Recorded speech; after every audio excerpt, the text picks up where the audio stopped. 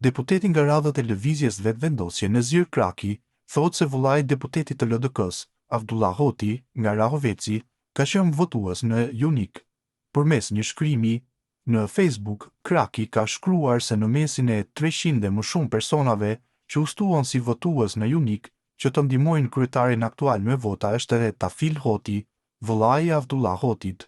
Tutja i raporton se në bazë të disa të dhënave, Tafil Hoti jeton në shtëpinë e një familje jumikase. Në mesin e 300 dhe kusur personave që ushtuan si votues në UNIK për të ndihmuar kryetarin aktual me vota gjendet edhe Tafil Hoti, vëllai i Avdullah Hotit, ish kryeministër dhe tash deputeti i LDK-s, domethënë nga Rahoveci në UNIK. Dhe a e dini çka? Sipas të dhënave del se Tafil Hoti jeton në shtëpinë e një familje jumikase, domethënë vëllai i Avdullah Hotit e ka lëshuar Rahovecin dhe tash bashkëton me një familje në UNIK.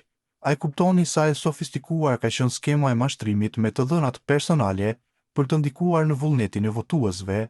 I bëj thirrje zotit Avdullah Hotit të na sqarojë pse e ka lënë vëllain pa hise dhe e ka detyruar të vijë te një familje në UNIK për strehim.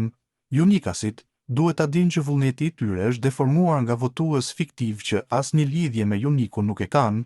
Organet e rendit dhe hetuesia duhet të marrin seriozisht këtë skemë kriminale e cila ka gjasa të përsëritet edhe në zgjedhje të tjera, shkruan Kraki.